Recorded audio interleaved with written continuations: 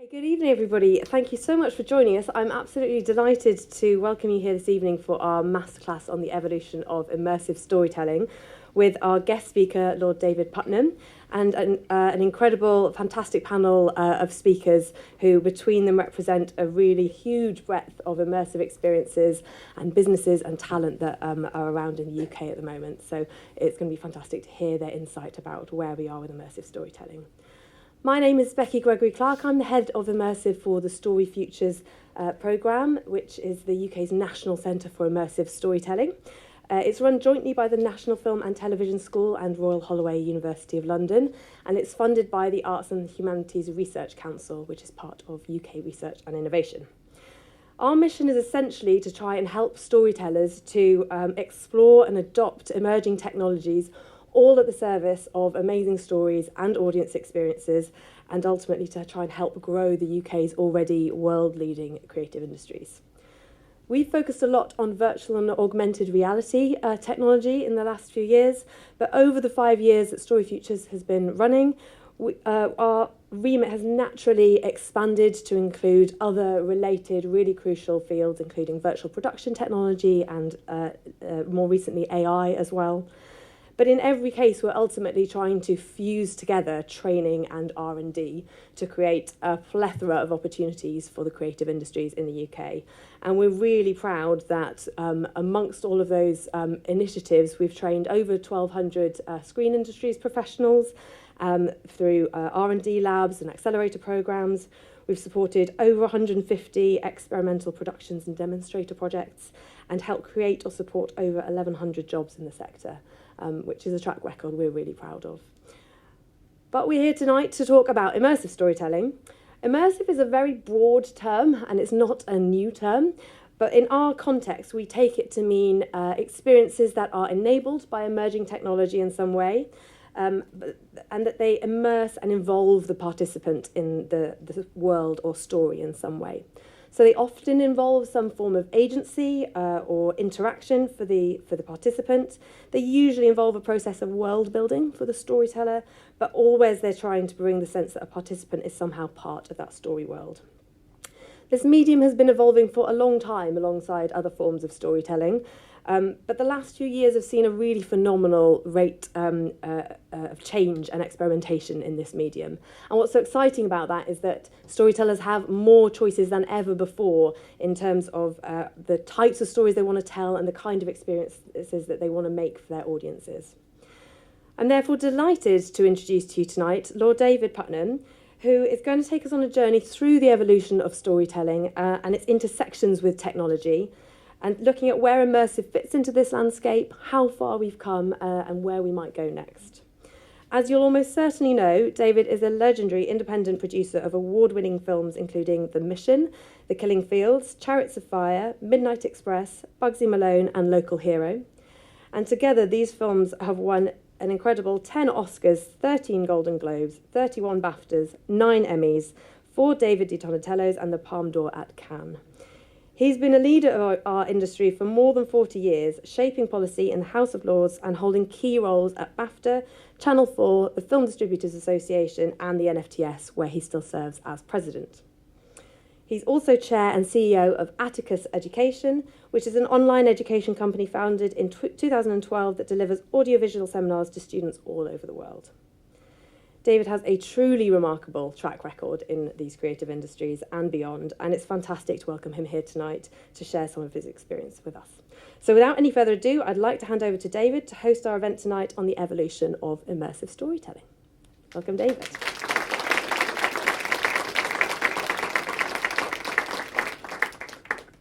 Great. Thank you very much, Becky. That was very, very generous. It must seem odd, and I have to start with this, that someone in their 80s should be here talking about the future and immersive and everything else. And also, probably, I never produced a film in the digital era. I mean, I literally, the last film I produced, you could look through the celluloid and see it. So in one sense, I'm the right person, another sense I'm the wrong person. What I had been is a witness to change. And I think that's important. I've actually watched quite extraordinary levels of change occur. And that's really what I want to talk about, because when I'm teaching, I talk a lot with students, and film students, this doesn't come naturally to them, to understand that the relationship between film and imagination and technology is a very intricate one, and one that's going to be fundamental to all of their lives at an increasing pace. I'm going to show one. I've been asked, and I feel I should do this.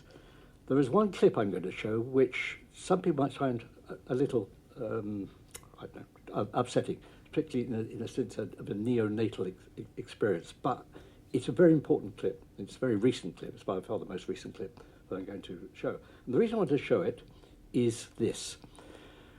In 1968, I happened to wander into a press screening in New York to see 2001. Just pure luck. And it completely blew my mind. And there's a sequence in it which I use all the time when teaching, which then you'll all be familiar with, I'm sure, is the sequence with the ape smashing the skull, hurling the bone, got it, up in the air, and it twisting and turning it into a spaceship. Because for me, that was such an astounding leap of imagination that it blew me away. I mean, who ever thought of making that connection? And that's what led me to, I mean, I actually got a lot of friends come and see the film. I'm not sure many of them really enjoyed it as much as I did. But as a moment, as a real moment, it was fantastically important to me. And I think something quite similar has occurred this year with a film that actually is nominated for one of the best foreign films next week at the Oscars. And so I want to show this clip. So it may be a little distressing for some people. I think it's very, very important. But I want to, if I may, go back. That's up. So I wasn't around when this line was originally spoken, but I think it's absolutely true. We haven't seen anything yet, and things are moving very, very rapidly. When I'm talking to students, I point out that the invention of of tube paint was incredibly important in development of painting, and therefore important in the way that we see. It was invented in 1837. First, the patent was made in 1841, not really used all that much until it became popular in France in late 1860s, early 1870s. But it altered everything. It changed everything. If you look at paintings before the invention of tube paint, you see the world in one way. If you look at paintings afterwards, and particularly obviously the Impressionists, you see the world differently. So the invention of tube paint was a phenomenally important artistic moment, cultural moment. But it was pure technology. He was a technologist. So I kind of hammer this point home as being a really, really important moment in cultural history. Photography, still contested, very deeply contested, but again, gave us another way of looking at the world and seeing the world. Again, scientists. These people were not photographers. They were basically scientists who created a medium that allowed you to see the world differently. Again, we're talking about science. A friend of mine, one of my closest friends, was Richard Attenborough. In 1951, they made this film, Magic Box. It was made for the Great Exhibition here in London. I went to it in 1951. And Dick Attenborough is in it. It was not a particularly successful film, and it was to illustrate the fact that William Freeze Green was British and was one of the creators of cinema.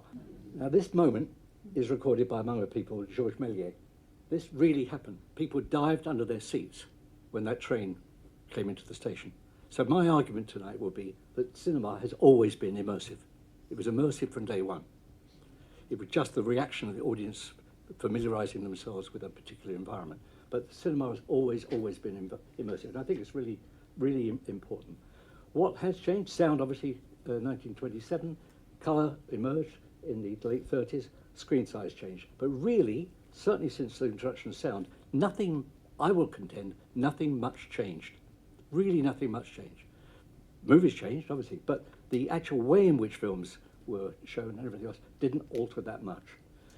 It wasn't that they didn't talk about the future. The future was kind of predicted for a long, long time, but it just took a hell of a long time coming. And it wasn't also for lack of trying. All of these are things that I I actually saw. I've never actually been in a place where the seats moved, but they did in America. They tried seats moving. All the others, you'll be smell-o-vision. Really, really? Yes. It was attempted. It was the cinema industry trying to change. Then the last one of these slides is about the cinema experience itself. Obviously, the top left is the thing I was, in a sense, brought up with. Bottom left is not showing up a bit. That was the point in Milton Keynes. I opened that in 1982. It was the first multiplex in the UK. But I've got a circle around the gold class there. Two really interesting misconceptions, and I think this is germane to where we're going.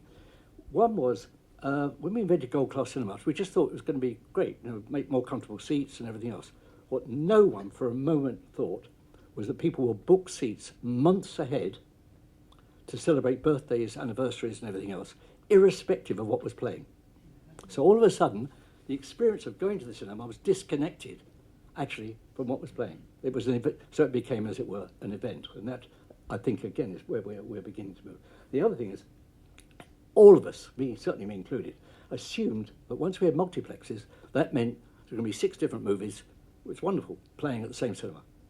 No one ever predicted that we'd end up with four of the same movies, so four of the movie playing in 4 cinemas, and then 2 others. That was never, ever consideration or anything. So we got this whole change, all these changes, dramatically wrong. Onward? Yeah, there we go. This is the sort of kit that I was operating with when I finished producing. And it was expensive, one way or another. What changed? 2006, that changed. But basically, the world altered with the arrival of that. One of the reasons I left the film industry was because I realized that, in a sense, as filmmakers, we were victims of legislators. Things were being decided about us, whether it was tax shelter arrangements or anything else. We were constantly at the back end of the queue in terms of getting things done. And so my deliberate attempt was to think, right, if you can't beat them, join them, and engage with this type of legislation, which we have. And I think what's important here is that there has been a real direction of travel. So right now we've got the online safety bill in Parliament, in the Lords. I happen to be very critical of it, but at least we're slowly, legislatively moving in a reasonable direction. The point I would make is we're always around 20 years too late. The legislative process is around 20 years later than actually what ought to be happening and the pace of change. What happened in, as it were, celebrating the new century, 1999, The Matrix. Now, it's an interesting thing. When I say I was a witness to change, I had the script of The Matrix because I was at the time working with the Village Roadshow in Australia, and we ended up putting up half the money. There was no reference really in the script to the technology. So the script that was funded was a story, an adventure story. What the Wojcinskis did with it blew everyone's mind, and no one was expecting it. I don't think anyone that saw that film for the first time was expecting what they got. So the film was a sort of phenomenon at a very, very important break. This, I think, certainly blew my mind, but no one really expected this. This was not an anticipated change. This was something that came out of the blue and possibly, in terms of revenues, really surprised everyone. I don't think a lot of people when the film appeared thought it was going to be anything like as extraordinarily successful as it was. Now, the key to this was motion capture. But motion capture had been developed by scientists for scientific reasons. It was actually a science issue, had nothing to do with cinema. So the genius of the Wojcinskis was to take something that was a scientific breakthrough, if you like, and apply it to our medium. And that, again, was a bit like the Kubrick thing, an extraordinary kind of sideways leap of faith and ingenuity. IMAX, 12% of all Avatar revenues were done through IMAX. Now, that is an enormous percentage. Normally, most movies, 3%, 4%, maybe 5%, 12%. So people are looking for the experience, not just the movie. The movie becomes the experience. So again, what you've got is this, I think, conjunction of the experiential and the narrative. So I hope I'm beginning to, hopefully, try and build a case. During this time, and Jo Twist, I'm sure we'll talk about this, you've got this inexorable rise of gaming, almost ignored by the movie and television industry. in a most extraordinary way. If anything, maybe resented. Jo and I still got the scars on our backs with BAFTA, trying to get BAFTA to accept that it was not a diminution of the mask to offer it for games. So there was enormous resistance to the idea that this medium could actually begin to influence the other medium. Now this took another leap forward very recently with The Last of Us. He says a very interesting thing. He says, in games we don't do bandages. Now that he means you kill, or you're not limping around with wounded people. Yet in reality, of course, 3/4 of people who suffer in war or anything else are actually wounded. They're not killed. But games don't do bandages. I think it's a great line. And so these are among the challenges they had to face. And I think they faced them extraordinarily successfully. Now, down the road at the moment, at King's Cross, you can see this. Now, remember tube paint. Here's David Hockney moving right into another era of possibility, of art, using science. And what I love about Hockney is he's fearless. Gets it right sometimes maybe not. But basically, here again, another big, in my terms, a real leap forward. Here's the clip that I hope you don't find it disturbing. I really don't. It's from the film Bardo. I know how many of you have seen it. Okay. Those who have seen it will know that the film starts with in a delivery room, and there's a problem. You don't know it's a Mexican film. Inarritu is, I think, a sort of genius, and you're aware that something going wrong. What's going wrong is you hear the baby doesn't seem to want to be born. That's all you hear. But what's going on? What's going on? You then leave that. You've got this rather strange object you see several times in their apartment, and later in the film, I think, should be even later still, you've got this sequence. What I think this sequence is about, so I probably should wait until after it, but I won't, I'll preempt it. What I think the sequence is about is something terribly important. I'm very, very involved with climate change and all those other very alarming things. What I think Inarritu is suggesting, and remember the Kubrick and the spinning bone? What he's suggesting is we may be moving into an era of such threat and problem and challenge that there are children who don't wish to be born. And he illustrates it with the best sequence I've seen in years. How this has been achieved by special effects, I've got not a clue. Now for me, I've been waiting maybe at least a decade for a scene like that, because I believe that is the special effects being used to express our humanity and to ask us questions instead of suggesting that there are simple answers or offering us a degree of inhumanity. This is a major, major breakthrough, I believe. Really, really important. Important sequence in an important movie. Not a perfect movie, but an important movie. It's a most extraordinary, brilliant sequence. So I think this is another big leap forward. This is, for me, this is that Kubrick moment all over, which is, major. I'll move towards the conclusion. I think these are clunky. I think they're an interim technology. I don't think they're an answer to anything, but at least they're pointing a direction and allowing us to have some experiences which are unusual and evocative and, I think, interesting in their own right. The reason I was a bit slurred at the beginning, I've just got back from Singapore, so I'm probably half my brain is still in Singapore. I was here yesterday at exactly this place. I think that is the precursor to the entertainment complex of the future. If I was 16 years old, why wouldn't I want to be there with my mates? It's compared to your average, not very particularly good multiplex. So I think that's a really interesting experiment in environments. And Apple as a company have got the resources. Take something 3 times, 4 times that size, and you can put shows on there, you can do anything else. It's already slightly happening in Las Vegas in a rather crude way. But I think that's an extraordinary thing. In a world of ChatGPT, we're moving into an era where the opportunities there, and I'll show in two slides' time why I think that's kind of pretty important. That, by 2030, I think will be the type of glasses we'll be looking at. I think they will be not that different from the glass I'm wearing. I think be able to tap the side of it, something like that, and you'll be able to look through them in one way, or tap it again and look at the images. That, I think, is we're remarkably close to. Whether it be Apple, whether it be Microsoft, whether it be Meta, I don't know. But I absolutely have a bet on bottom dollar, although I won't be around, that by 2030, or I doubt we'll be around, 2030 will be something very close to that. This is where we are, and the panelists we're going to listen to in a few moments are engaged in one way or another in this type of environment, immersive experiences in a social location. Really, really important and growing and remarkably successful. So here's my last, and in a sense my most important and challenging slide. I think the great challenge for future filmmakers, so narrative filmmakers, is the challenge between the collective experience and the individualized experience. Both offer opportunity. This is not binary. They both offer opportunity. But I think it's where that works itself through that's going to determine a lot of what we're going to be, I'm certain, discussing this evening. And I think it's unbelievably exciting. I don't know where it's going to go. Let's see.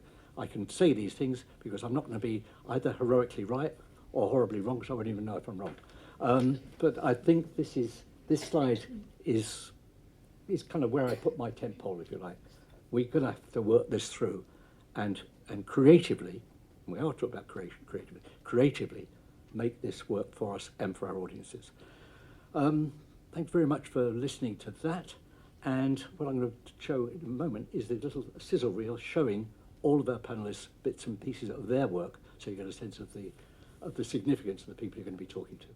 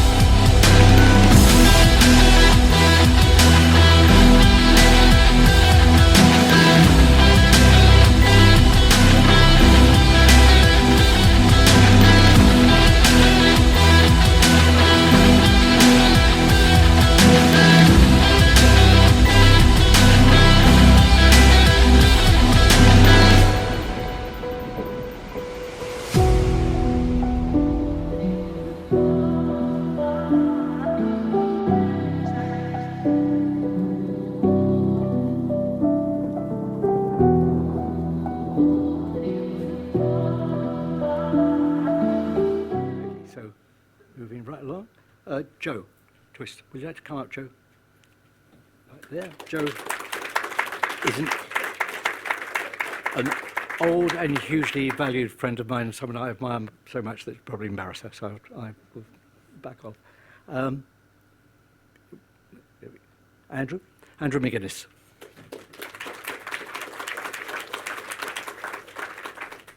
There, John, Cassy got there. Sorry, John.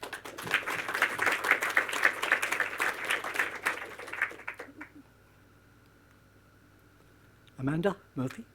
There she is. And last but not least, May. There she is, thank God. Okay. I'm going to kick off, if I may, with a question. Then Becky's got much more intelligent questions that she's going to offer. Mine is, why are you doing what you're doing? What made you decide to do what you're doing? Jo, start with you.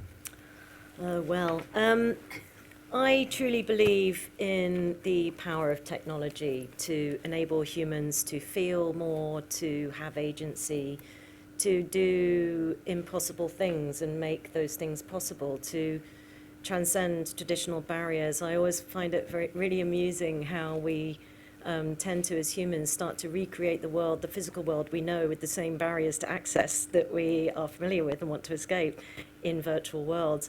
And that's what I'm really interested in. So I'm really interested and obsessed with the power of technology to enable humans to really fulfill their potential. Andrew. I think 2 or 3 reasons. The first one was just what I thought was an opportunity, that people wanted new and different experiences, and there wasn't a lot that was new and different out there. I still think most of what we do today was the same as I did when I was in my 20s, and that's kind of strange when the world's changed so much. Second thing was I'd spent my career in advertising, and advertising's always asking something of people. And I thought it'd be kind of interesting to do something where you're kind of giving something to people, you're giving memories to people. That's what we seek to do with our experiences, is give people memories, give people extraordinary memories.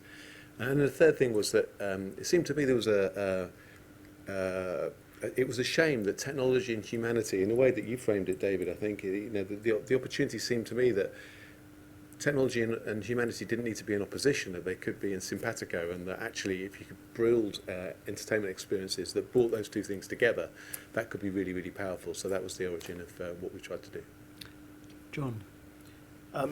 So, like Andrew, saw an opportunity to create something new and different. My background had been very much in the sort of factual storytelling space at Sky, so working on everything from Sky Arts to David Attenborough commissions, but could see how technology and content was evolving in a way that new types of experience could come through, and you could sort of have factual 2.0. You could step into a documentary or a film and really experience that in new ways and give people agency, engage them, engage their emotions, drive empathy, and really create impact. So I think we're very much at the foothills of what we hope to achieve, but it's a really exciting time. Oh, that's for sure. Amanda. Well, like John, I come from a background in factual television, so really for me it's all about story and that power to reimagine factual, as John said, but to sort of take people into compelling experiences, all about real people, real stories, and you can meet those people, you can meet those pioneers, you can touch and feel your ancestors stand where they once did extraordinary things, and actually touch and feel all the kind of photographs and artifacts of their life and their world and be in it, which is incredibly powerful and has an emotional impact. And I guess at StoryFutures, where I'm now working, it's kind of, I think it's a really important time I'm really interested in getting more people to kind of come and help shape this world, because it's relatively new, we can all sort of do extraordinary things to shape it, bringing them over, and trying to make the tech sort of more everyday, so more and more people can use it. And May, thank you. So I think, 10 years ago when we started Anagram, it was really more about an experiment. Like, we wanted to play, and nobody would let you play. I worked in TV, and my co-founder worked in documentary, and it felt like those are industries where there's a particular methodology, and actually when it comes to thinking about technology, it's a very you kind of start in the other direction. You're like, well, what can this do, and what does it feel like? And I think that question of like, what does it feel like to be inside an experience that offers you the opportunity to do something, and what can that bring to storytelling as a medium, has been like the central obsession. And it seems like 10 years later, I'm still kind of intrigued, like, no, we have to keep going, because there's still more things we could do, and there's more tools to play with, and more tubes of paint that we could squeeze. You just reminded me of something. I hope this is relevant, but it's an interesting moment. Like Andrew, I was in advertising, and I was working in New York with a photographer called Art Kane, who was a kind of legendary, a really great photographer. And Art Kane was commissioned by the US government to do a film for the Montreal Expo, as I remember. And I went and visited him, and he was in the cutting room, and he obviously was quite uncomfortable in the cutting room. He was a photographer. And he's got this moviola, and he's running it, and he goes, shit. What was it? He said, that's such a great shot, but it's all fucking blurred. He said, God, I hate film. And the point he was making was there was a moment in the still photograph where it's all there, and then it's gone. It's sort of good. And I just thought that's really interesting. This really brilliant photographer who is a total rejectionist of a moving image, because he thinks it's unfreezing time. So I don't know what on earth. I apologise. I have no idea why my brain went there. Who knows? Becky, over to you for the really smart questions. Okay, so maybe we could get a bit more into the depths of some of the projects you've worked on, just by way of trying to understand, I think, the different forms that you've worked on, because I think between you, we've got, you know, a huge gamut of experiences, from virtual reality pieces that are experienced in person or in line, or augmented reality on a mobile phone, through to, you know, gaming experiences of all different kinds. So maybe we can talk a bit more about your projects, and I'd like to also focus a bit on the distribution and what you've learned about audiences in particular, because I think that's really key to all of this. So maybe we can start with you, May. Could you maybe tell us a bit about one of your projects and what you sort of how it reached the audience and what you've learned about that audience through doing it? Yeah, so, well, I was going to mention one of the projects that were featured.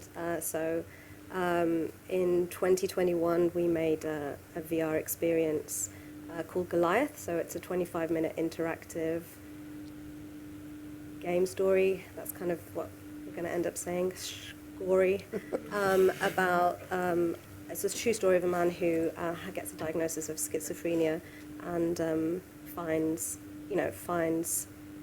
redemption and comfort in the world of online gaming. So it crosses kind of content-wise, it's about the experience of a game, but it's also using VR to think about what it means to have a virtual experience, to experience psychosis, and to, you know, not be able to tell the difference between what is real and what is not real.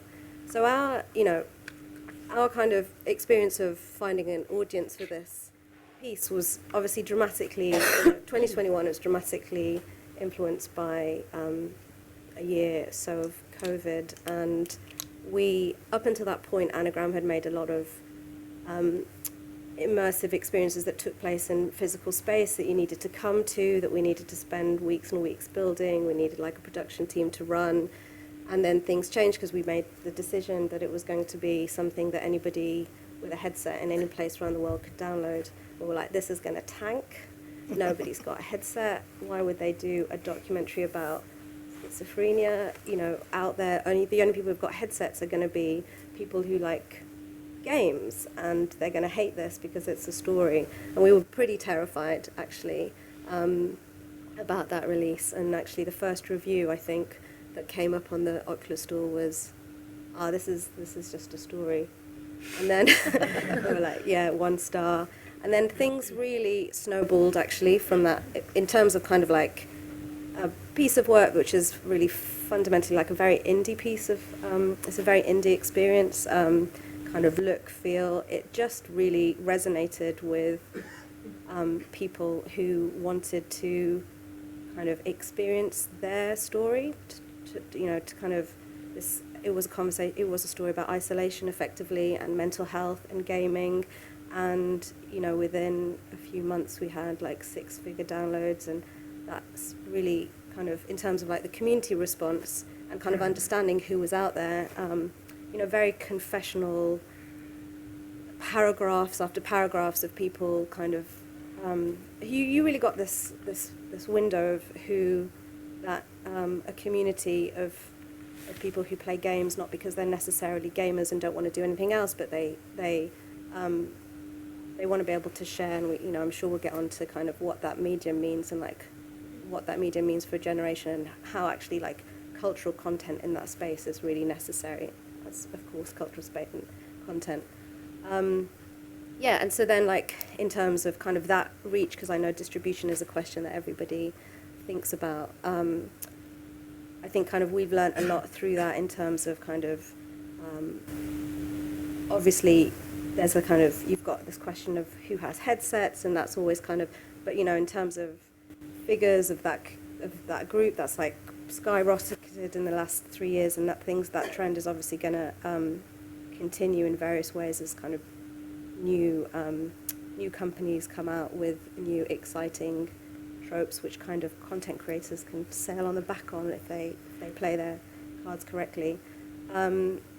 And then, beyond that, in terms of kind of audiences, I think we had always had this suspicion that there's kind of something in content around this kind of experience that has more of an educational value, and then developing a model around that, which is more of like an educational toolkit for healthcare professionals and bringing that to universities and hospitals, and really like maybe for the first time as a company, like really taking a project as an experiment almost to like, well, where does this actually go? Let's kind of follow this, you know, because there often isn't the, you know, there is not the energy or the infrastructure or the funding to kind of make every single part of that journey yourself, but kind of with this experience really being like, well, how far does it go and what do we need to do to be able to do that distribution work ourselves so we can later reuse that model, or at least tell anybody that it was a bad idea as a model so they don't have to do it afterwards. Great, thanks, May. Amanda, perhaps you can tell us a bit more about your projects in AR. Sure, yeah. I mean, my most recent project at StoryFutures is called StoryTrails, which is, it's predominantly a kind of an AR project, or mostly around AR, and it's a big immersive storytelling project we took around the UK. In fact, it was meant to be called, it's been labelled the biggest immersive storytelling project in the UK, but perhaps it's the only one, we're the only insane people to have done it, because it was a sort of project whereby we carried on our work from StoryFutures and really walked around media inclusion, and so at the heart of it is actually recruiting and training 50 new diverse or emerging diverse creatives who came to make the work. It's a project very much about place and about identity and belonging, place-based project.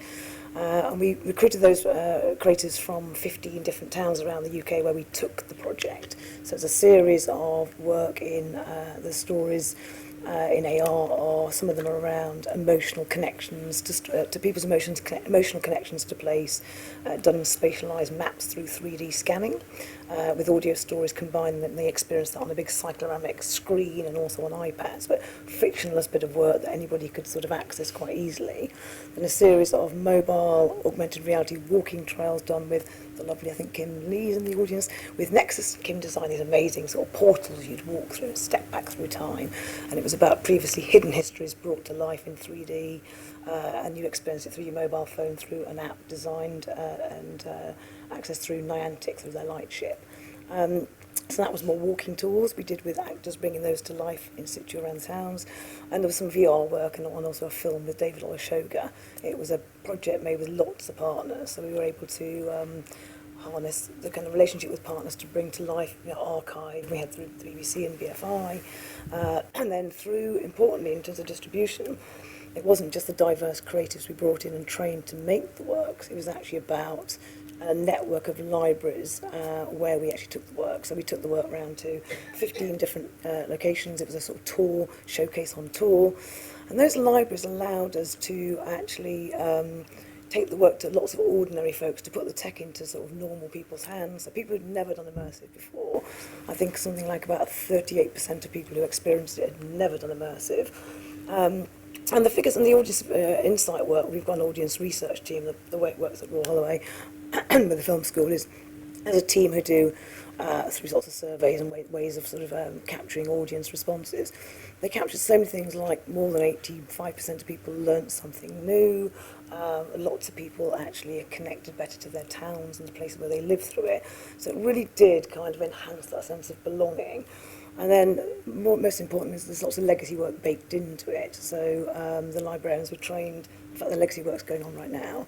We trained 155 librarians who are still running workshops. They've got packs of kit, they've got iPads and VR headsets and phones, and they are running workshops and tools and still taking the work out there. So the work continues. So it's a very different distribution model. Yeah, brilliant. Luckily, because we were funded. Thank you. Great. John, maybe you can talk to us a bit about your work with Green Planet. Yeah, sure. So it was an AR project as well. So we worked with the BBC's Natural History Unit, who are kind of the world leaders in creating wildlife content. And what we did was reimagine the TV series as an immersive experience built off augmented reality.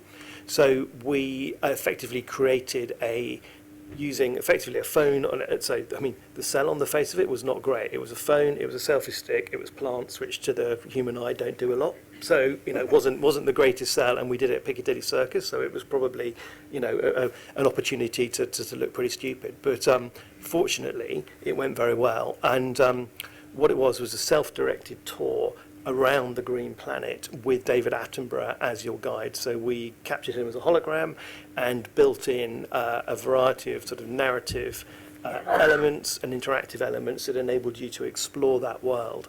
And it landed very, very well with audiences of all ages. In fact, 75% of the people came did not watch the TV series, so it really was an extension of that brand. However, clearly the brand value of the BBC, the planet name, David's name, was something that gave audiences confidence to come in the first place, but also to try something different. And as I landed well, and it had very strong educational impacts. People were remembering quite obscure plant names and what they did, what creatures did months after. StoryFutures researched it. And also, despite the fact that you cannot campaign in any way, shape or form with the BBC brand, people were recycling more, they were donating more money to environmental charities because we'd engaged them emotionally in looking after the natural world. So, and I don't think that would have happened without that combination of national treasure David Attenborough, incredible broadcasting, brand, really strong storytelling, interactivity, and then just emotional engagement. And I think those things came together in a good mix. Yeah, really interesting. I think what's interesting so far between the three of you, we've got already such different forms, totally different approaches, but all to factual content and all reaching different audiences in different ways. It's really interesting. Andrew, maybe we can talk to you next about your really amazing work with location-based experiences. Yeah, sure. Yeah, so we've got 2 location-based experiences currently running in London. The War of the Worlds, Jeff Wayne's War of the Worlds, the immersive experience, which has been running since 2019, and then the Gunpowder Plot, which opened in June of last year, which is in the Tower of London, in conjunction with historic royal palaces. And I should talk about the Gunpowder Plot as an illustration. What we call ourselves layered reality because our experiences are made up of layers. So there's a theatrical layer, so large-scale sets and actors, a technology layer, so that would be virtual reality, projection mapping, binaural sound, and then a physical layer, which is taste, temperature, touch, aroma, physical movement. And we layer those things on top of each other with the intention to take you to another place. And for those of you who are old enough, I am, the way we try and describe what we do is it's Mr. Ben. When Mr. Ben went to his changing room, he went in as one thing with his Tom Bowler hat on, and then he put on an outfit, and then he opened the curtain, and he was a caveman, and he stepped out into a caveman world. And ours, really what we're trying to do is use technology to enable you to be Mr. Ben. So the Gunpowder Plot, you step back to 1605, you become a spy who is challenged with infiltrating the plotters who are planning, you find out, to blow up the Tower of London and to kill the king. And you have to decide within the experience whether you're going to back the plotters or whether you're going to back the king. And it's great fun. It's very physical. So it's 25,000 square feet. So you walk 1.5 kilometres during the experience. It does use virtual reality. So it kind of combines, and you're doing it in a small group. So it's groups of 16 people. And you get to know those groups and you have to make decisions as that group.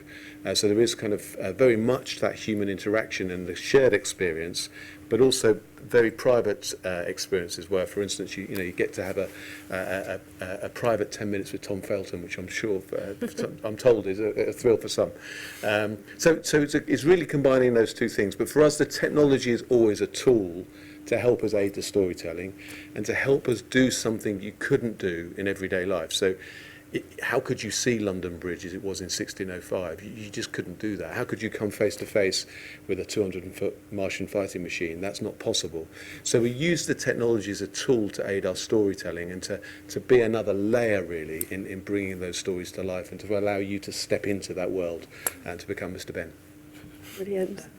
And for something like War of the Worlds, which has been running, you said, since 2019, this is, in immersive terms, this is a long-running show. So that really shows that there's audience appetite. People are really keen for this. Yeah, it's a very, I didn't touch on audience, actually.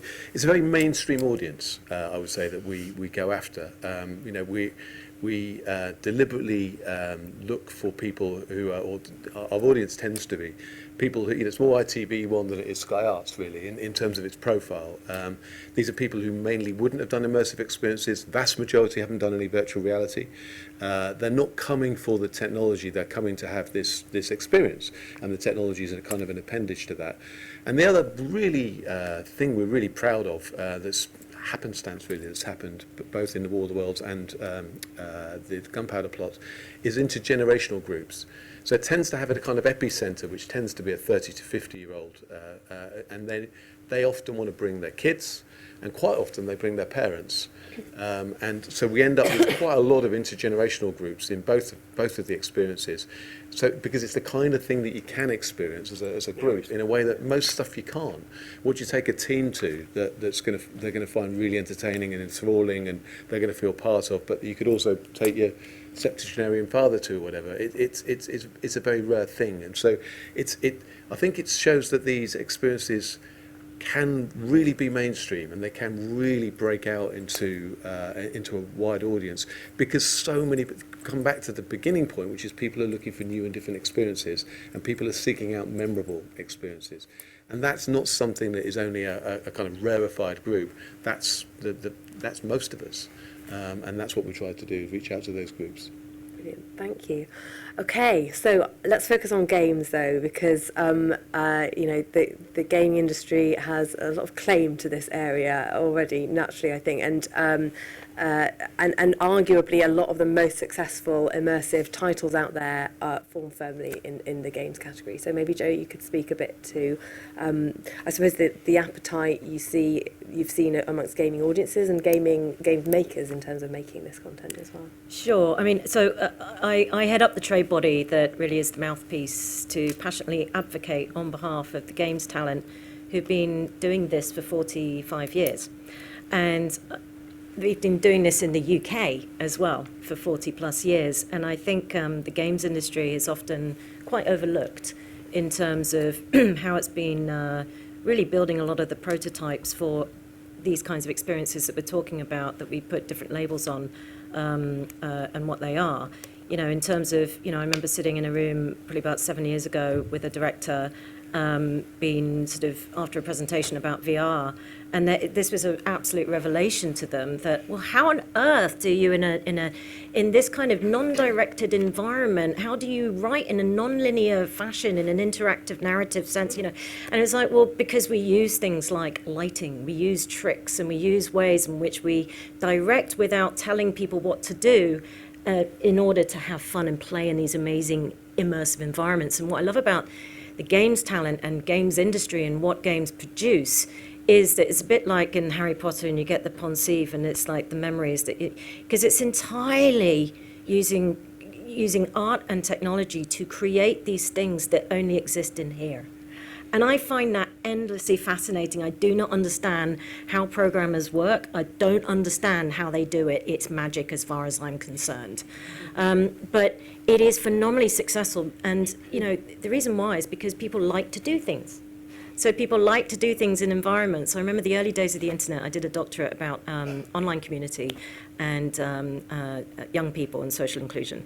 And I went around all these internet centres in quite deprived areas, and we were trying to get people into the centres to learn skills, come and do word processing, and go on the internet. But they wouldn't let people have fun. They wouldn't let people just go and maybe look at old photos, or maybe think about, so people needed a reason to do, a reason to be, a reason to go into these worlds or into these spaces. And games do that really well. They create these environments that people want to spend time in. And it's not just an environment or environments in which you play a game. It becomes a canvas for your own story and your own creativity. You look at phenomenal work that is created within worlds like Grand Theft Auto. A great British success story which government and lots of people are afraid to talk about because it happens to have violence in it, a bit like James Bond. So I think, I'm very, very passionate about this, because I believe that we are sitting on an absolute goldmine of skill sets when we look to the future and all the possible things that are going to happen, because we've been doing this in this country for 40 plus years, and we're bloody good at it, and we will continue to be bloody good at it. And things like, I'm a almost 50-year-old woman, I'm 50 this year. I am the fastest growing demographic for those who like to spend time in games. So as far as the audience goes, it's me. It's why we don't use the word gamer. We don't actually call it gaming. We don't, it's gambling. Gamer is just some weird label. The others actually what is very, very big and very normal and very, very mainstream. Yeah, absolutely. Very well said. Okay, so if maybe we could just, I'd like to talk a bit about our sort of recent history of immersive. So we've talked about it has been evolving over a long period of time. David talked about it really well, where all the roots of this come from. But there has been this really rapid rate of change in the last 5 or 6 years. Sort of 2016 sort of time, the Oculus Rift came out. May and I are laughing because I said in 2016 you couldn't move for panels about immersive, but May doesn't remember any of them. I think she had her head down actually making the stuff, not going to panels. So I think, yeah, you're winning there, May. But yeah, 2016 there was a huge amount of hype when some of these headsets that were really felt viable. They were starting to be cheaper. They had batteries. You didn't have to crane them onto your head like you used to in the science lab, and everyone got really excited about it. But we've done a lot of work since then in the last 5 or 6 years. So what has changed in that time? What have we learned, and how far has it come in that time? Maybe I can start. I'm going to mix it up. I'm going to start with you, John. Well, God, what have we learned? I mean, a lot. We've made a lot of mistakes. We've done some things right. I mean, I think so. Ultimately, I think the fact that during that period, an increasing number of companies in the UK are in this space and have been able to do multiple projects and kind of refine their craft without sounding sort of too pompous about it. But this is kind of complex new forms of storytelling where they blend films, games, TV, live production. Those are quite different worlds, even though they're part of the creative industries as a whole, and they've all got a slightly different language, a slightly different culture, and just learning to kind of play nicely together. I mean, that's been one of the biggest challenges within our company, of just getting those disparate groups of people to find a way of working where they can deliver quality and deliver for the audience. And I think just simply by practice, refinement, getting better has made a massive change. And also simply the technology is moving quicker, it's becoming better. It's still relatively Stone Age compared to the glasses that David's sort of shown for 2030 and beyond. But you're starting to see people who have just got more experience of doing this stuff, I think. Yeah, absolutely. Amanda? Sure. In terms of StoryFutures, I think it's a really important, bigger sort of thing to say. I mean, without the sort of UKRI funding and the kind of structured R&D programs that we've done, I don't think we'd have moved so fast, kind of working, with the kind of partners and kind of John says moving things forward in lots of areas, and lots around our audience research and kind of what we've done in those areas. In terms of StoryTrails, I think lots we wouldn't be able to do StoryTrails five or so years ago, certainly not in the same way. And some of that is around the tech and the tech changes. So, mobile phones having better cameras, better sensors, things like better depth sensing with LiDAR scanning, so you can scan. The accuracy and the incredible kind of sophistication of 3D scanning is now awesome. And I think lots of things around, so our story, the mobile AR trails, for example, we would never be able to do in the same way without having persistent AR, whereby you can set scenes. We've got scenes like, you can go and the phone rings and your Robbie G tells you you're Winifred Atwell's roadie, and you go and help her become super famous and, make the first UK hit, the first black musician making a UK hit, and you tune her piano for her.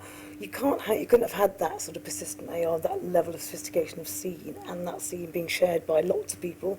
So we have people out on walking tours doing them together with actors, bringing it to life, and that being there, those scenes being there, living on. So obviously you can do them in the app, and they're still there for lots and lots of people. So that wouldn't exist. I think the tools becoming more open source and freer, so you've got people using Scaniverse to scan and Sketchfab to put things into sort of 3D dioramas. So putting the tools, freer tools, more open source into the hands of more and more people to do this work, has changed things hugely. Yeah, I think that's a really good point, I think, about, just more and more creative people getting their hands on more stuff. You're going to get more interesting ideas, more audience to it. May? Yeah, lots been covered. I think maybe I'll come back to what David was talking about with the with cinema and the moment when everybody ducks because they see the train. I think, you know, I'm sometimes kind of bewildered because I'm not really sure how it's happening, but we are definitely forming like a more rich vocabulary in terms of what we can make and what the audience is ready to meet us with. So, you know, obviously with cinema, and you're talking about editing language, and you're talking about how sophisticated the cinema audience is when it, you know, when we understand like, oh, well, you know, that shot was kind of 2 seconds too long on that bag, so that must mean, you know, she's gonna leave him tomorrow. And we have this like really fantastic language which has been accumulated over 100 years, and it's kind of amazing because it's amorphous and you don't know how it's coming together, but you know, there's a bunch of kind of UI understanding that's just accumulating around us, you know, like now my mom knows how to send me voice notes on WhatsApp, and the level of kind of, I'm not saying that everybody is at the same place, but you know, before you kind of had to be a bit mad and yeah, just you had to be a certain kind of mad person to be in the industry, and now, you know, there's it's okay. I think you don't actually have to. There's kind of a common understanding, and I think from the beginning, you know, I think we set out with Anagram, we just didn't want to make experiences for the outliers. You know, we want to be able to kind of like, how do you bring this in a really accessible way where everybody feels like they don't know what's going to happen and they don't know what this is, but they can understand like every single stage and they don't feel excluded, and having that rich vocabulary of kind of like, well, just meet us at the door and then the next bit of instruction will come to you, and more people kind of having a sense of like, you know, even the existence of an escape room, or I don't know if anybody like remembers the Void when they like showed up in shopping centres and obviously spent way more money than they ever got back on those experiences. So, you know, lots of people have just kind of like dumped some things in the collective consciousness, which like we're still reaping. Thank you. Wonderful. Okay, Andrew, let's go to you next, and then we'll come to Jo.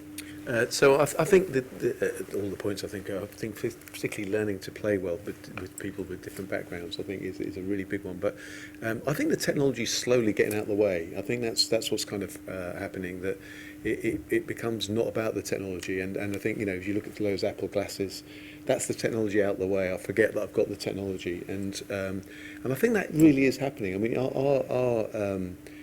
our attractions, our experiences, we're in the top 10% of attractions globally based on TripAdvisor ratings. So that's mainstream. That's the technology getting out of the way. That's not people being scared of a virtual reality headset. That's people just coming and having fun and having a couple of pints and coming face to face with the Martian invasion, or going on back to 1605. And I think the more we can do that, the more the technology, and I think that's where the promise of AR has been kind of heralded forever, and you know, we're so close, and those glasses, when they come out, we're all going to want those. But when you can forget the technology, when you can forget it, that's, to me, that's the real progress. And I think we used to have to remember it a lot, and now we can forget it occasionally.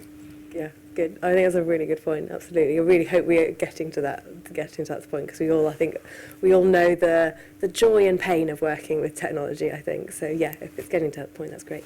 Jo?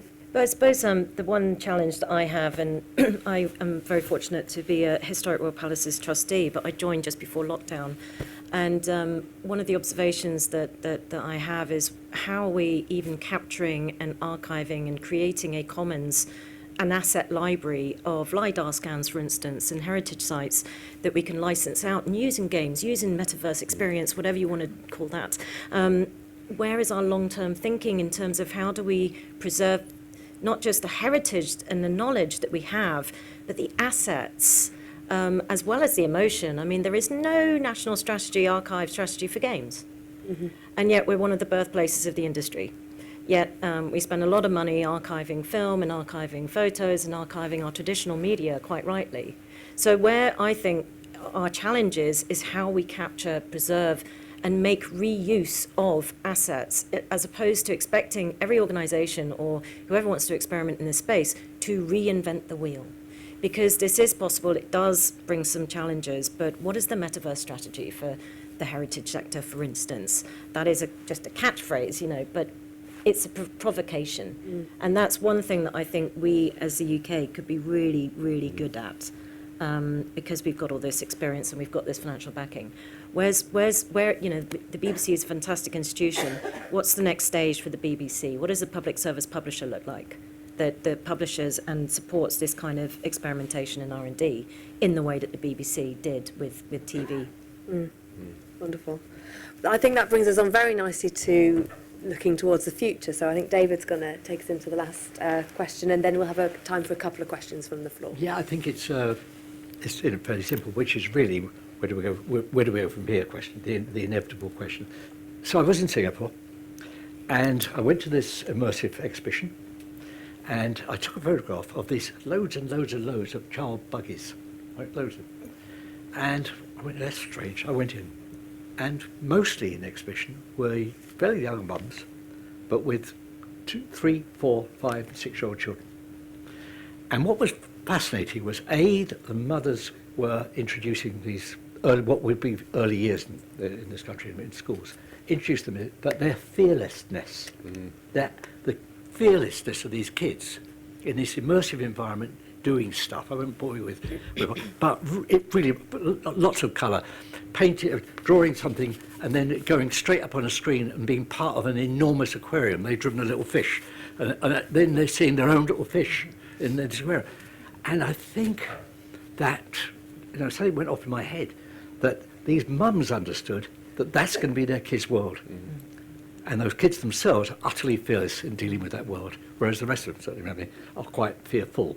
And because my whole world is tied up in education, the key, I think, something Andrew said, for a teacher, it's got to be, you walk in the classroom and switch the light on. You expect the light to come on. If the light doesn't come on, you just lost the class. So we've got to reach a point where the glasses thing is not fantasy. Those glasses have got to be put them on, they work. That's gone. That bit, now it's about what the content is. So my question really is, sorry, long way of asking, where do you see us being? I've said 2030 classes. John, where do you think might be 2030? God, I mean, I wish I knew. I think the fundamental thing about what's happening in this immersive sector, it's a question of when or if it becomes a mainstream thing. The problem is no one knows exactly when.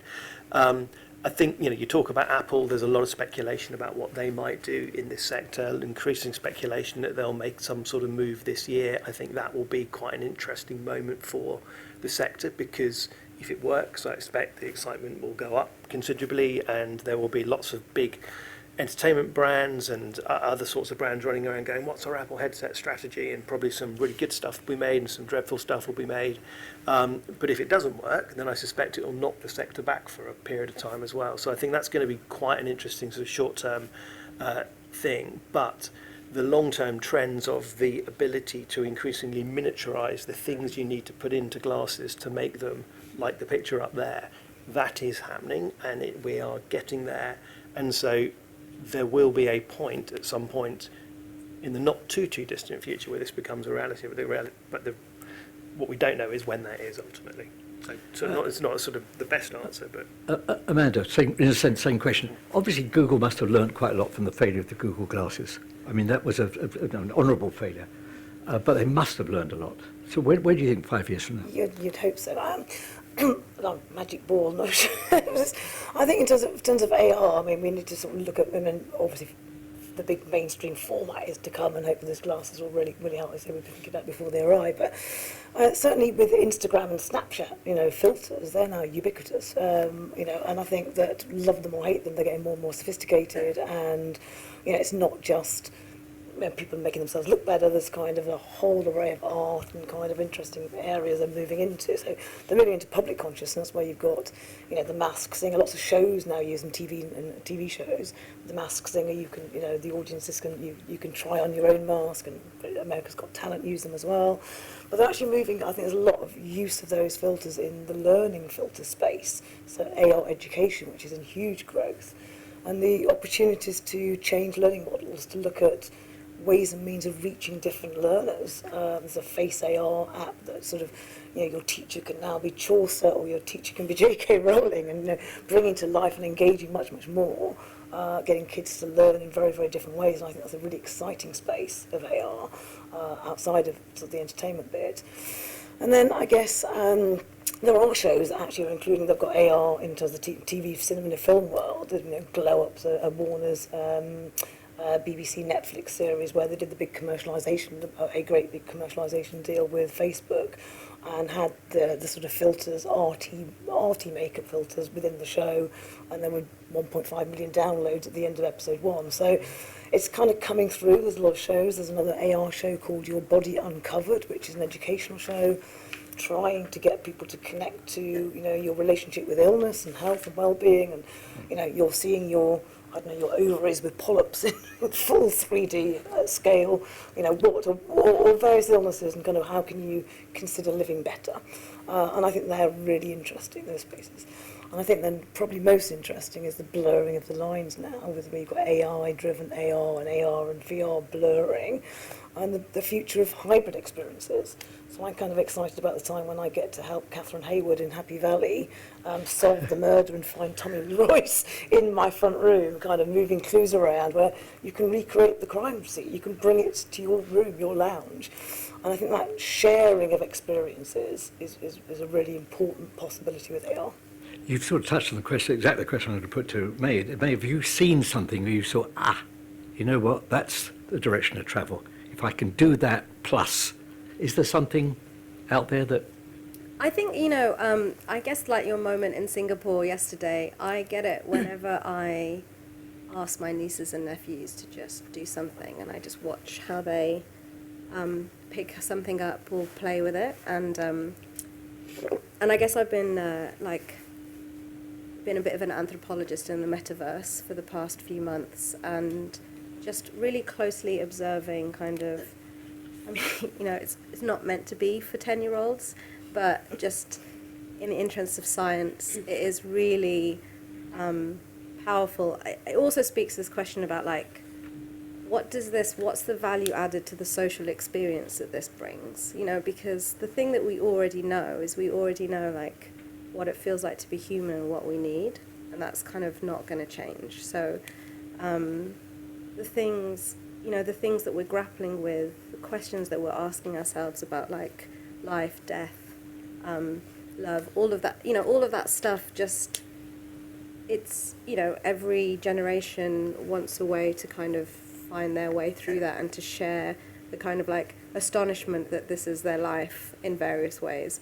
And I think for me that moment really is when I just sit back and kind of slightly creepily watch 10-year-olds become friends in the metaverse and watch, it is for me completely bewildering. I really feel like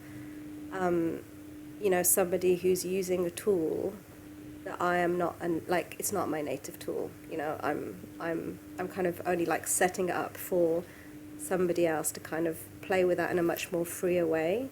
And that's these kind of the rules that I have around storytelling to myself in terms of how I interpret information is being changed and is shifting. And like you were saying, Jo, even the term gamer is it's a redundant term. Everything is interactable, and everything, to make a space which is genuinely interactable and meaningful. So yeah, I think I don't want to be the person that says I'm excited about social VR, but I am, because I think it's a real cultural bastion for changing how people's expectations of experience and expectations of proximity, and do we all have to be at the Tower of London to do this thing, and where is it going to be a meaningful and shared and equivalent. And I think COVID made a lot of people have to think quite creatively about what was meaningful and also distant. And I think that thinking, although we were yeah, it's over now, it's fine,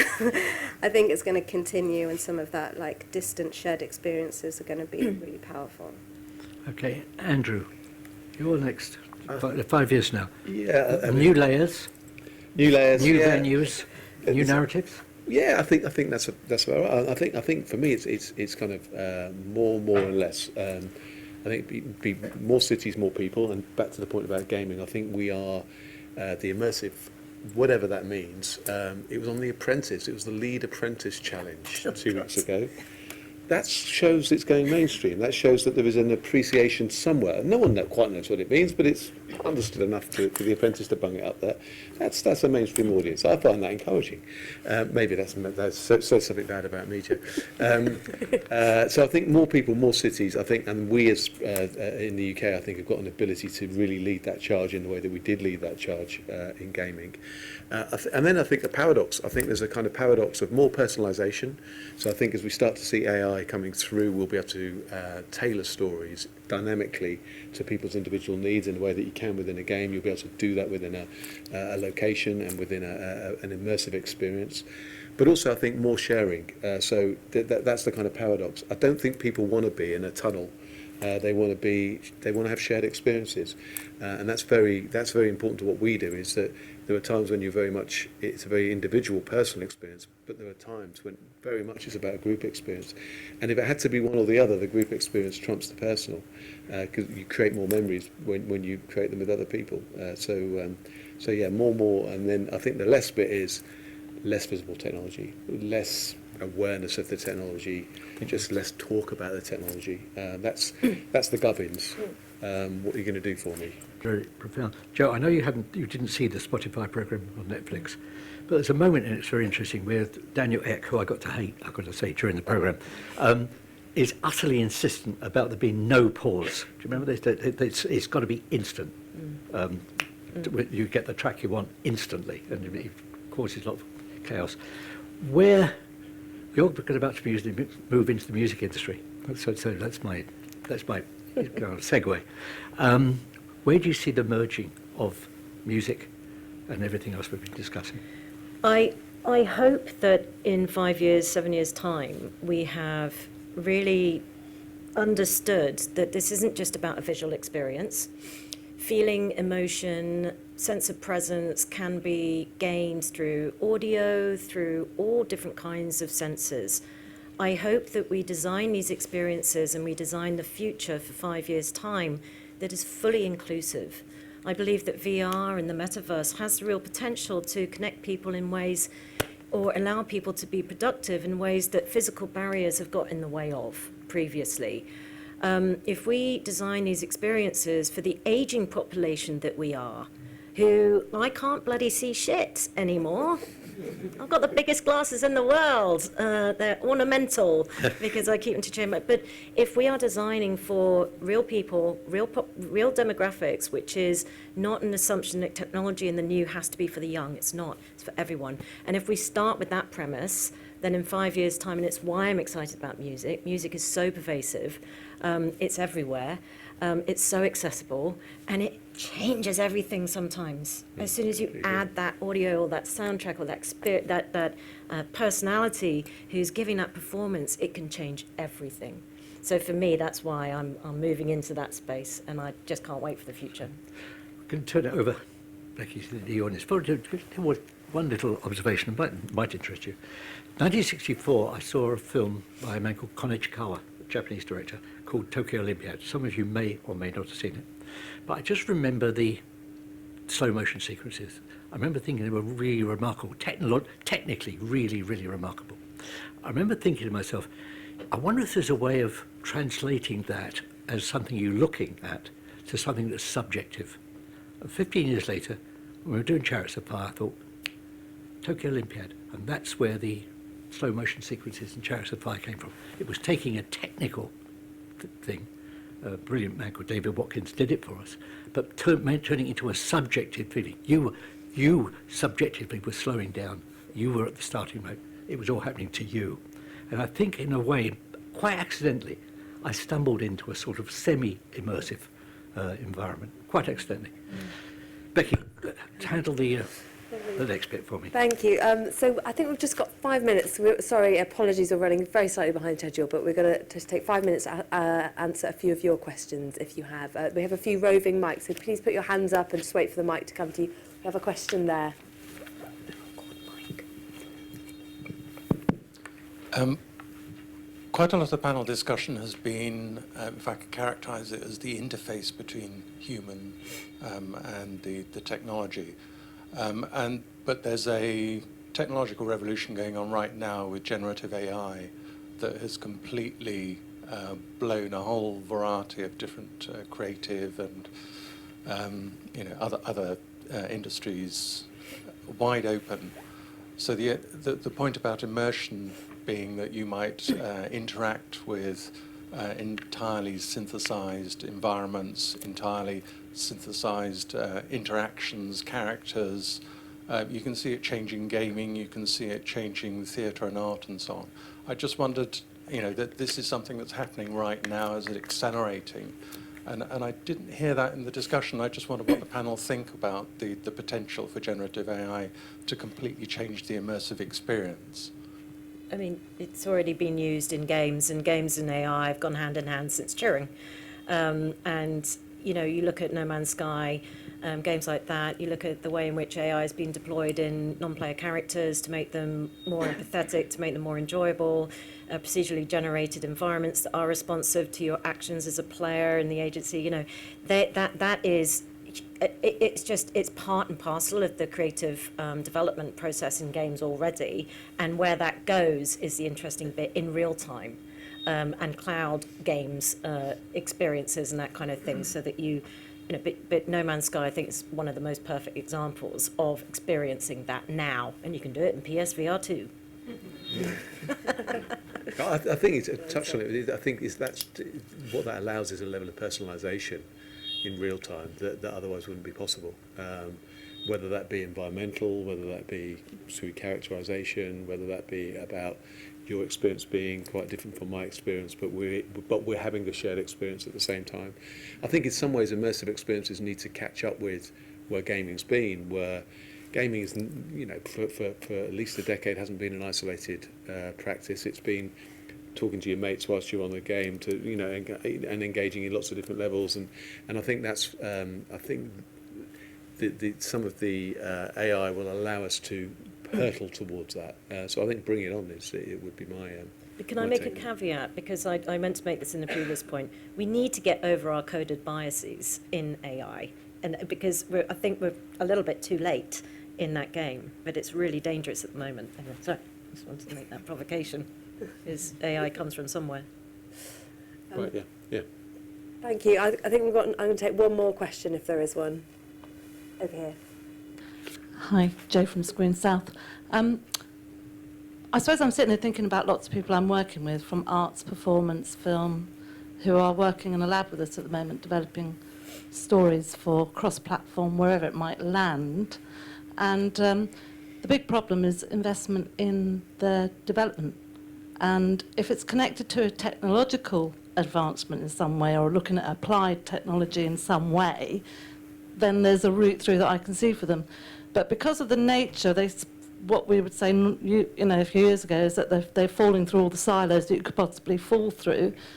It's very difficult to find that early development investment, even though they're really interesting. And I just wanted to throw that out there in terms of future strategies for that, because the games industry were very good at it in terms of those investors believing in the audience, and no, there has been some really good investment. Recently, yes, but not But they're leading, let's say, in a way that other opportunities aren't, and I just wonder what people's thoughts are around that.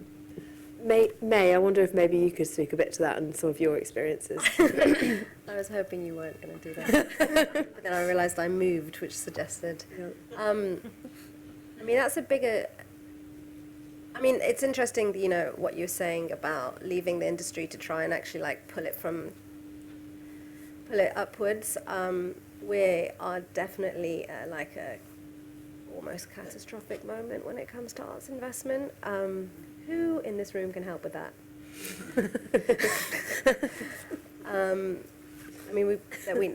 That's just something that's around how we come together as creatives and industry to ensure that that we don't accidentally destroy our own creative opportunities that these organisations have been working on for years, because we have a government that is prepared to do that.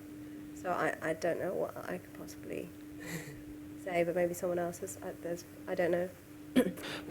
So Lord Puttnam, you put up the 2003 Communications Act. So I was at the BBC, I was involved in that, and fundamentally what it did was to reward creators.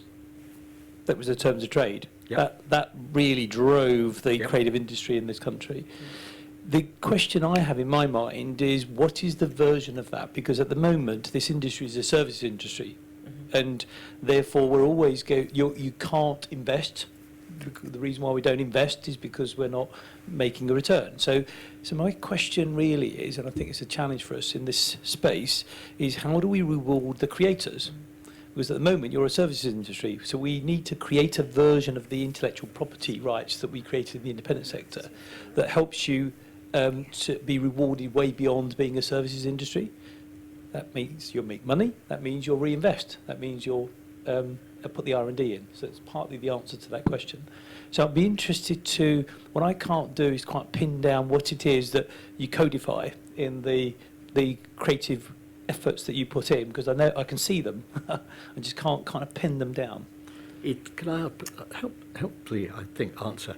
First of all, that act and that particular element of it, actually driven by a man called Bob Phillis, was seen by a lot of the television companies as the beginning of the end of the world. That we were taking money away from them and giving it to these lunatics. You know, we were putting the lunatics in charge of the asylum. So that it was not an unopposed act. There's a very interesting leader in the FT today, talking about the fact for Britain and growth, it's about growth. If this country has to start playing to its strengths, what Jo's described, what Andrew described, what John's described, Amanda described, May's described, that's our strength. And that's government policy. So when I said I left in 97 because I was fed up with being a victim of government indecision, I really meant that. And I spent 24 years in the Lords trying to get common sense through. You know, it's interesting, when I went to the Lords, I was the only person who was remotely in the film industry. Dickie Attenborough was a peer, but he hadn't turned up. Melvin Bragg turned up a couple of years later. There was nobody speaking for us. When I went, 97, when I was working on the 97 election, it was estimated that creative industries were 2.2% of the economy. We proved we were 3.5. We're now 9, is it, Jo? Something like that. You know, what's not to like? And yet we're still treated as sort of as though we're with begging bowls. So you're absolutely right. It is, but it has to be driven by government being both a facilitator of discussion and then an enabler. So thanks for asking the question. I think, Becky, we're done. Thank you on that very impassioned note. Thank you so much.